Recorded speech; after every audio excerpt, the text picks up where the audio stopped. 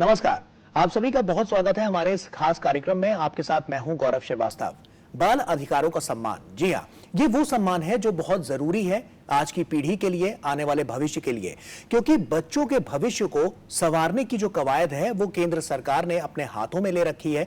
और ऐसे में सरकार द्वारा तमाम न्यायिक जो प्रक्रिया है उसको भी किस तरह से और ज्यादा दुरुस्त किया जा सकता है, कैसे बच्चों को और ज्यादा अच्छी शिक्षा व्यवस्था, उनके आने वाले कल की व्यवस्था, उनके स्वास्थ्य की व्यवस्था, और इस तरह से जो तमाम हम देख रहे हैं कि जो रूपरेखा उनकी रखी गई है वो अपने आप में नए कीर्तिमान रचती हुई नजर आ रही है। और तमाम ऐसे अधिकार हैं जो बाल संरक्षण के लिए, उनके आने वाले भविष्य के लिए, उनको संवारने और निखारने के लिए बेहद जरूरी है। तो इसी पर आज हमारा फोकस है कि कैसे बाल अधिकारों का जो सम्मान है वो उन्हें मिलता हुआ नजर आए, और किस तरह से जो हम देख रहे हैं कि जो दिशा योजना है वो इसमें आगे बढ़ती हुई नजर आ रही है, और बच्चों को और साफ तौर पर जो बाल हैं उनके किस तरह से अधिकारों को और ज्यादा आगे बढ़ाती हुई, उनको संरक्षित और सुरक्षित करती हुई नजर आ रही है। और इसी पर आज हमारा फोकस भी है। तो चलिए शुरुआत करते हैं और सबसे पहले अपने मेहमानों से आपको मिलवाते हैं, उनसे आपका परिचय करवा दें। सबसे पहले हम मिलवाना चाहेंगे कि अनंत कुमार अस्थाना जी हमारे साथ हैं, जो कि child rights lawyer in Delhi high court में है। सर, बहुत स्वागत आपका। साथ ही साथ निमिषा श्रीवास्तव जी हैं, जो कि एग्जीक्यूटिव डायरेक्टर हैं council to secure justice. Ma'am, बहुत स्वागत आपका। और मेरा सबसे पहला सवाल तो सर मैं आप ही के साथ शुरुआत करना चाहूंगा। बाल संरक्षण की हम बात करते हैं, उनके अधिकारों की बात करते हैं, तो ऐसे में किस तरह से उनको सम्मान मिल सके और जो उनका भविष्य है वो कैसे सुरक्षित रह सके, न्याय प्रणाली में क्या व्यवस्था इसके लिए की गई है? न्याय प्रणाली में सबसे बड़ी और सबसे पहली जो व्यवस्था होती है जी, वो होती है मान्यता देने की। बच्चों के जो हित हैं जी, उनको अधिकारों के रूप में सरकारें रिकॉग्नाइज करती हैं कानून के रूप में। जी, तो वहाँ से शुरुआत होती है। बहुत सारे कानून समय समय पर आते रहते हैं जिसमें मौजूदा समय की जो ज़रूरतें हैं, जो चुनौतियाँ हैं बच्चों की, जो सामने आती रहती हैं, उनको रिकॉग्नाइज किया जाता है। और रिकॉग्निशन के बाद जो दूसरा स्टेज है कि उस मान्यता के बाद आप कौन सी प्रक्रियाएं गढ़ते हैं और कौन से लाभ बच्चों के लिए आप सृजित करते हैं। जैसे 2020 में केंद्र सरकार ने एक नियम बनाया जिसमें मुआवजे के अलावा कई मामलों में बच्चों को तुरंत अपराध होने के बाद तुरंत किसी तरह की आर्थिक मदद की जरूरत होती थी। तो 2020 में नियम बना करके पॉक्सो एक्ट के तहत स्पेशल रिलीफ की व्यवस्था की गई। तो वो जरूरत की पहले मान्यता दी गई और फिर उसको उपलब्ध कराया गया। इस तरीके से काम किया जाता है। जी। और ऐसे में निमिषा जी, आपका रुख कर रहा हूं और आपसे ये जानना चाहता हूं कि जैसे हम बाल संरक्षण की तो हम बात कर ही रहे हैं, साथ ही साथ जब हम देख रहे हैं न्याय व्यवस्था बहुत तेज गति से इसमें सुचारू की जा रही है। हमने देखा है कि अभी कुछ कानूनों में बदलाव भी देखने को मिला है 1 जुलाई से। ये बदलाव क्या कहते हैं? क्या इससे उनके जीवन में क्या कोई बड़ा बदलाव आता हुआ नजर आएगा?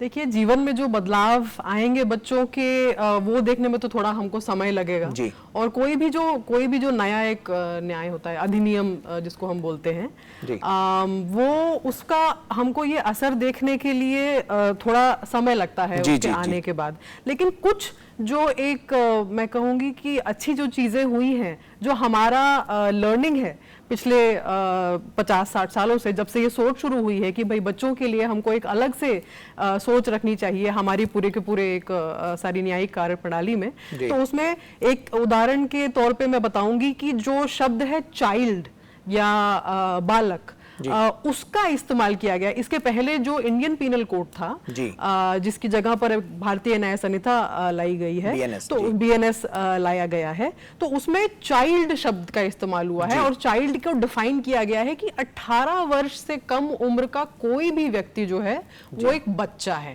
तो जैसे कि पहले के कानून में कहीं पे माइनर लिखा था, कहीं पे लिखा था पर्सन अंडर 14, किसी चीज के लिए लिखा था पर्सन अंडर 16। फर्ज करिए एक आप थोड़ा सा भयावह उदाहरण है, जैसे गैंग रेप का जो फॉर एग्जांपल जो प्रोविजन था, तो उसमें जैसे 2 अलग अलग थे कि पहले 16 साल के अंतर्गत अलग पनिशमेंट थी, 12 साल के अंतर्गत अलग जो थी वो पनिशमेंट थी। तो अब लेकिन ज्यादातर जगह पर एक कैटेगरी है बच्चा, और ये जो एक जो आनंद जी ने जैसे पहचान की बात की कि रिकग्निशन, पहली बात तो ये रिकग्निशन कि बच्चा कौन है, क्योंकि अगर हम जैसे कोई 17 साल का वयस्क है जिसके साथ जिसने कोई गलती की है, उसको अगर हम सोच रहे हैं कि नहीं ये बच्चा नहीं है, ये तो ऑलमोस्ट ये तो अडल्ट हो गया है, लेकिन ये कानून का ये मानना कि ये बच्चा है ये बहुत ज़रूरी है। तो ये एक काफ़ी मुझे लगता है जो पॉजिटिव डेवलपमेंट हुआ है नए लॉज में, जिसका हमको थोड़े समय में असर देखने का मौका मिलेगा। बिल्कुल। आनंद जी, मेरा अगला सवाल आपसे ये है कि सुधार और संरक्षण पर बहुत ज़्यादा जोर दिया जा रहा है।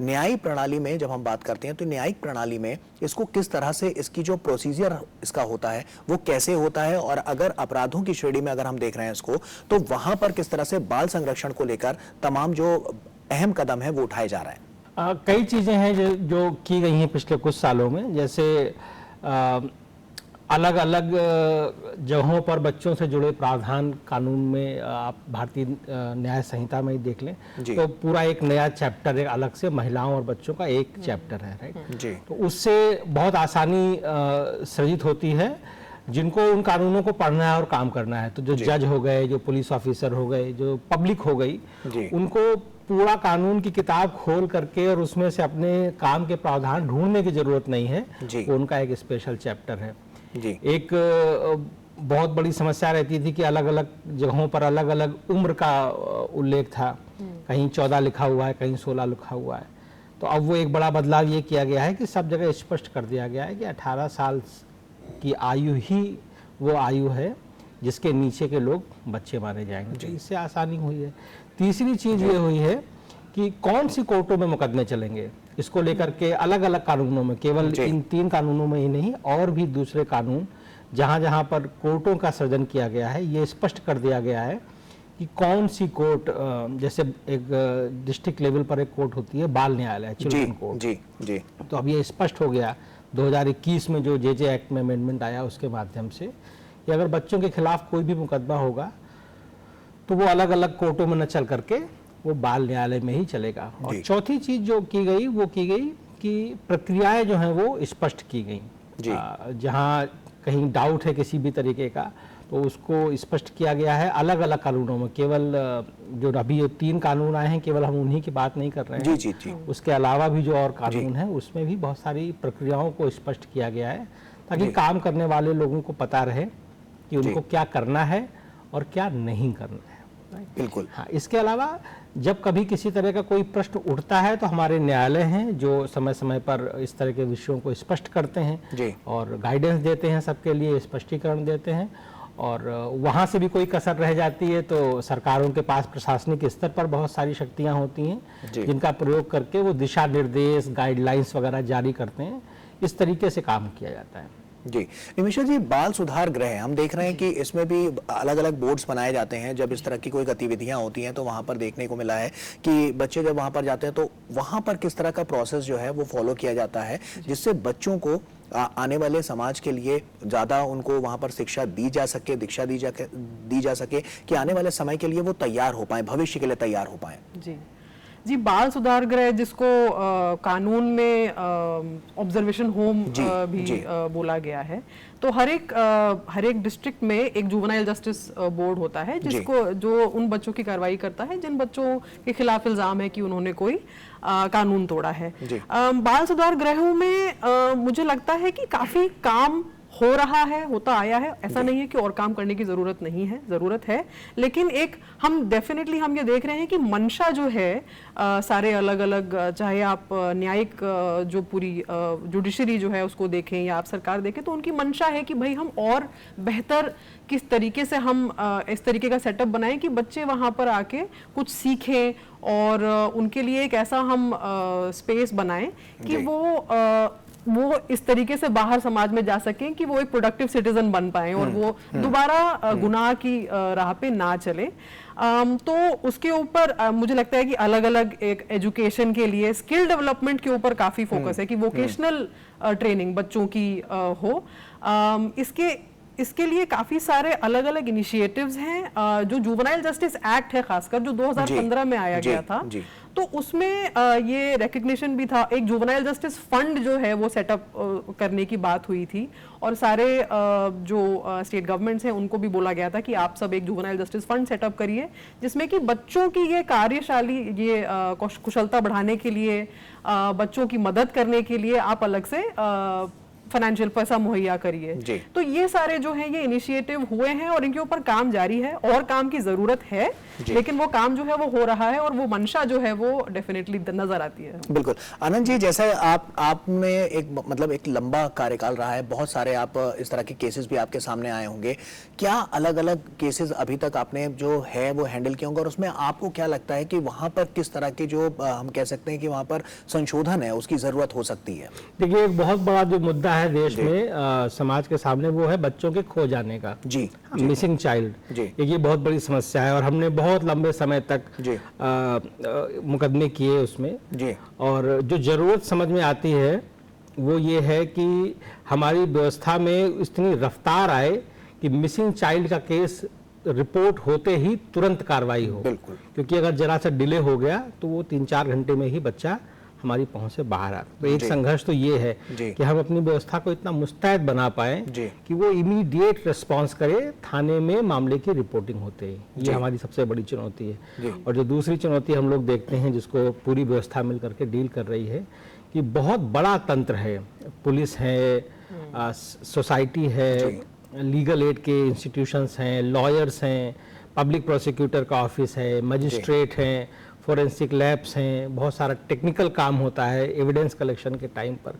तो इन सब का जो समन्वय है वो जितना स्मूथ होगा उतने ही फास्ट रिजल्ट आएंगे। बिल्कुल। तो हम अपने अनुभव के आधार पर ये कह सकते हैं कि एक ये विषय बहुत प्राथमिकता पर है। और दूसरा जो पिछले कुछ सालों में जिस पर बहुत ज़्यादा संवेदना देखने में आती है वो ये है मुआवजा। जो बच्चे हैं जिनके साथ कुछ गलत हो गया, क्राइम हो गया उनके साथ, सेक्सुअल क्राइम हो या किसी और तरह का क्राइम हो, उनको कैसे मुआवजा मिले, ताकि और उस मुआवजे का टाइमली रिएम्बर्समेंट, इसको लेकर के न्यायपालिका में और सरकार में दोनों में काफी संजीदगी देखने को मिलती है। बहुत सारे मुकदमे इसी चीज पर चलते हैं कि बच्चों को जल्दी से जल्दी, वो बच्चे जिनके साथ कुछ क्राइम हो गया है उनको जल्दी से जल्दी मुआवजा मिले। इसमें कहीं ना कहीं जो देखने में आती है चिंता, कई लोगों को पता नहीं होता है, जानकारी नहीं होती है। तो एक तीसरा विषय जिस पर बहुत काम हो भी रहा है, जैसे दिशा जो है अपना प्रोग्राम, ये उसी जरूरत को पूरा करता है कि समाज के जो अलग अलग अंग हैं उनको कानूनों में है क्या, इसके बारे में अवेयरनेस होनी चाहिए। उनको पता होना चाहिए कि किस समस्या के समाधान के लिए सरकार ने क्या कानून बनाया है, उस कानून में किस तरह का फायदा है, उस फायदे को लेने की प्रक्रिया क्या है। तो अवेयरनेस जितनी ज़्यादा होगी, चाहे वो समाज हो, चाहे वो कम्युनिटीज़ हो, चाहे वो सेवाओं को देने वाले लोग हों, केवल अशिक्षित वर्ग को अवेयरनेस की जरूरत है ऐसा नहीं है। मेरा मानना ये है और ये अनुभव भी है कि जिस रफ्तार से कानून बदल रहे हैं, जिस तरीके से समस्याएं आ रही हैं और उनको कानून बना करके रिजॉल्व किया जा रहा है, अवेयरनेस बहुत बड़ी जरूरत के तौर पर निकल करके आया है। और निश्चित तौर पर आनंद जी आपने बिल्कुल सही कहा, क्योंकि जागरूकता बहुत जरूरी है और समाज के कल्याण के लिए, समाज के विकास के लिए जो जागरूकताएं चलती हैं उसी से लोग जागरूक होते हैं और आने वाले समय में भविष्य में अपने आप को एक बेहतर इंसान और बेहतर कल की कल्पना जो है वो कर पाते हैं। तो कहीं ना कहीं ये बहुत महत्वपूर्ण कड़ी है। इसी पर हम आगे भी चर्चा जारी रखेंगे, लेकिन एक छोटे से ब्रेक के बाद।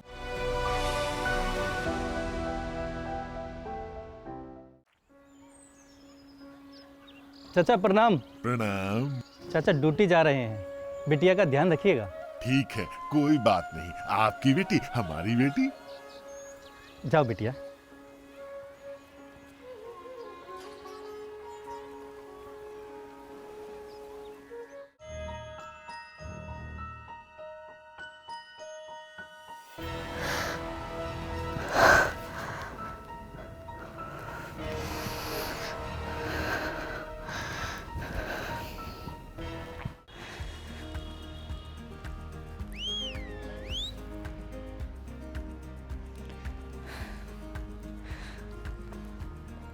ओए होए कहाँ चली?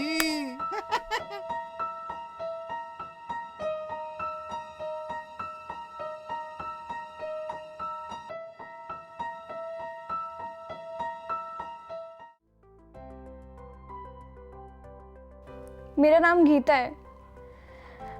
मैं छेड़छाड़ से परेशान हूँ, मेरी मदद कीजिए।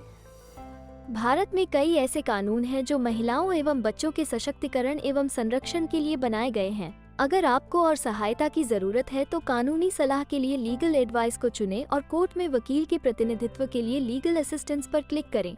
अगर आपको अब भी किसी मानवीय सहायता की जरूरत है तो आप हमारे इस टेली फैसिलिटेशन सर्विस के तहत IVRS बेस्ड हेल्पलाइन सॉल्यूशन को चुन सकती हैं।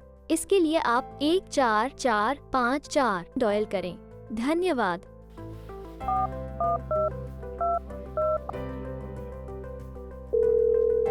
नमस्कार, मैं आशीष आपकी किस तरह से सहायता कर सकता हूँ?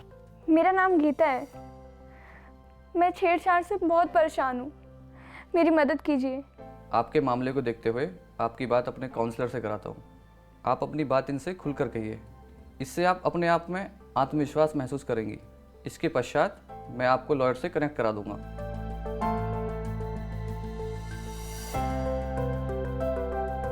लोगों तक न्याय की पहुंच को और आसान करने के लिए न्याय विभाग भारत सरकार की पेशकश न्याय सेतु, एकदम गोपनीय और सुरक्षित माध्यम जिसे समाज के सभी वर्गों के साथ साथ खास तौर पर दिव्यांगों, महिलाओं, बच्चों और वरिष्ठ नागरिकों सहित सभी जरूरतमंदों को ध्यान में रखकर डिजाइन किया गया है।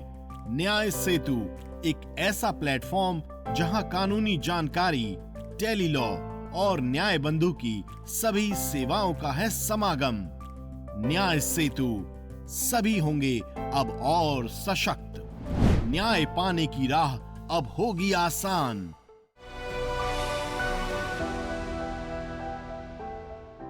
ब्रेक के बाद एक बार फिर से आप सभी का स्वागत है। आज हम बात कर रहे हैं बाल अधिकारों के सम्मान की। तो साफ तौर पर हम देख रहे हैं कि जिस तरह से बाल अधिकारों के बारे में लोगों को जिस तरह से जागरूक होना चाहिए, क्या कुछ उसके नए आयाम निकलकर सामने आ रहे हैं, इस पर हमारा फोकस है। और किस तरह से उनके जीवन में जो तकलीफें हैं उसको कैसे दूर किया जाए, इसके लिए हम देख रहे हैं कि जो न्याय विभाग है वो तेज गति से काम करता हुआ नजर आ रहा है और न्याय प्रक्रिया जो है उसको और ज्यादा सुचारू रूप से उसको सशक्त करके, उसको मजबूत करके आगे की प्रणालियों को और ज्यादा दुरुस्त किया जा रहा है। इसी पर हम आज चर्चा भी कर रहे हैं। ब्रेक पर जाने से पहले आनंद जी से हमने बात की, अब हम निमिषा जी का रुख कर लेते हैं। निमिषा जी, ब्रेक पर जाने से पहले हमने जागरूकता को लेकर बात कर रहे थे। क्या ऐसी कमियां अभी आपको नजर आती हैं जो सोसाइटीज में हैं और जिनको और ज्यादा दुरुस्त करने की जरूरत है? मैं कमियां शब्द का इस्तेमाल शायद नहीं करूंगी। मैं ये कहूंगी कि हम लोगों ने काफी हद तक लोगों में जागरूकता आई है और ये हमारी जिम्मेदारी है, सिविल सोसाइटी की तरह से सरकार डिपार्टमेंट की जिम्मेदारी है जो कि माना जा रहा है। तो ये जैसे कुछ चीजें हैं और ये भी बात है कि न्याय आते हैं और बदल भी जाते हैं। जैसे अमेंडमेंट की बात की आनंद जी ने कि जैसे कि वो स्पेशल रिलीफ की बात कर रहे हैं। पॉक्सो एक कानून है, protection of children from sexual offences act. ये कानून जो आया वो 2012 में आया है। 12 साल हुए हैं। 12 साल में काफी सारा इसके ऊपर काम हुआ है।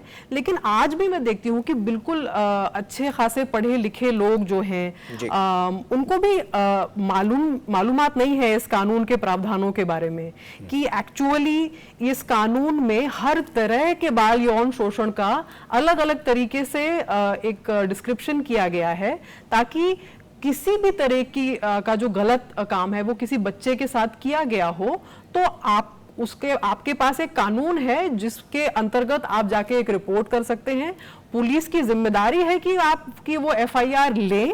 अगर आप किसी डॉक्टर के पास भी जाते हैं तो पहली बात तो ये कि अगर आप हॉस्पिटल में जा रहे हैं और बच्चे के साथ बहुत हिंसा हुई है तो कोई भी हॉस्पिटल आपको मना नहीं कर सकता है कि हम मेडिकल ट्रीटमेंट नहीं देंगे आपको। आप किसी भी हॉस्पिटल में जाएं आपको तुरंत मेडिकल ट्रीटमेंट मिलेगा और साथ ही साथ जो है वो कानूनी कार्यवाही पूरी की जाएगी। और साथ तो नए कानूनों के जरिए हम ये भी देख पा रहे हैं कि ये निःशुल्क है। मतलब हम ये इसको भी देख पा रहे हैं कि यहाँ पर भी जो पीड़ित पक्ष है या जो पीड़ित है उसको न्याय दिलाने के लिए उस प्रक्रिया में ये बहुत मददगार साबित हो रहा है।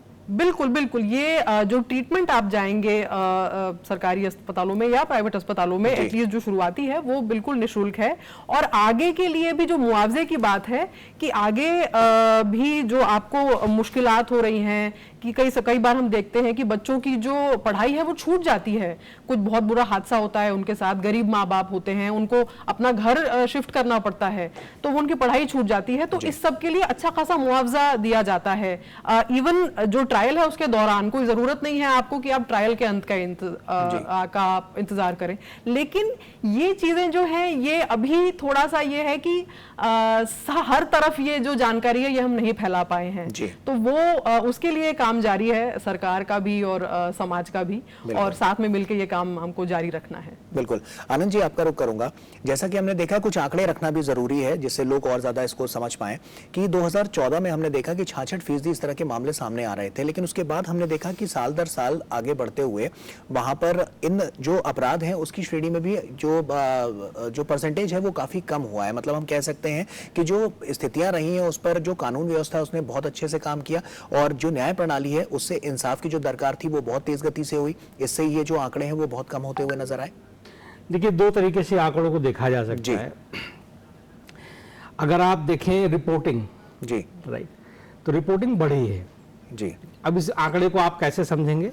रिपोर्टिंग थानों में होती है, अगर नागरिकों का भरोसा नहीं है जी न्याय व्यवस्था में तो लोग सामने आकर के रिपोर्टिंग नहीं करते। बिल्कुल सही। तो ये जो आंकड़ा बढ़ रहा है कि अपराधों की रिपोर्टिंग, ये दिखाता है कि व्यवस्था में नागरिक भरोसा करने को तैयार है, उनको उम्मीद है, तो कहीं ना कहीं ये एक खुशखबरी भी है जी।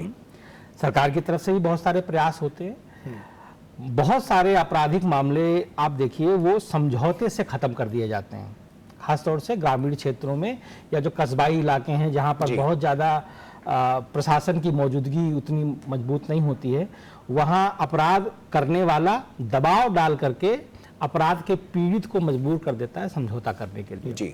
अभी आप नए कानूनों का जिक्र कर रहे थे, तो नए कानूनों में एक प्रावधान हम देख रहे थे जो हमको बहुत अच्छा लगा जी। अगर बच्चों के विरुद्ध कोई क्राइम होगा तो जो समझौते की गुंजाइश है वो खत्म है, राइट। आपको मुकदमा कोर्ट में फेस करना पड़ेगा और कोर्ट से जो सजा मिलेगी वो आपको भुगतनी पड़ेगी। आप कोर्ट में भी खड़े होकर के जज साहब से ये नहीं कह सकते कि साहब मैं समझौता कर लूंगा इसमें, क्योंकि सबको पता है कि समझौते में जो नुकसान होता है वो विक्टिम पक्ष का ही ज्यादा होता है, खास तौर से जिस तरह की परिस्थितियां होती हैं समाज में जहां एक पक्ष मजबूत है दूसरा पक्ष कमजोर है, एक पक्ष ज्यादा धनी वर्ग से आता है दूसरा पक्ष जो है वो गरीब पक्ष से आता है। ये दो चार चीजें हैं जो आंकड़े पढ़ते वक्त हमको बिल्कुल ध्यान में रखने होंगे, और जरूरी नहीं है कि वो हर आंकड़ा नीचे ही आए, कुछ आंकड़े ऊपर भी बढ़ेंगे और वो क्यों बढ़ रहे हैं वो हमको समझना पड़ेगा। बिल्कुल, और ये बहुत जरूरी है क्योंकि आंकड़े जो हैं वो साल दर साल हम देख रहे हैं कि उनमें ये कमियां भी नजर आ रही हैं कि जो सरकार के द्वारा जो चलाई गई तमाम योजनाएं हैं और जिस तरह से न्याय प्रक्रिया में बहुत तेज गति से जो बदलाव हुआ है वो बहुत बड़े बदलाव की तरफ इशारा कर रहा है। तो अब हम अपने इस पूरे कार्यक्रम के आखिरी चरण में आ चुके हैं, तो अब हम चाहेंगे कि आप दर्शकों से या बाल अधिकार के जो सम्मान की जिनकी हम बात कर रहे हैं, निमिषा जी आपका फाइनल कमेंट, और उसके बाद आनंद जी आपके पास आऊंगा। मैं ये कहना चाहूँगी कि हम कानूनों में बदलाव लाए हैं, उसमें ये सोच आई है कि जो बच्चा है वो बच्चा है, ये देखना ये एक खुशखबरी है, ये खुशी की बात है।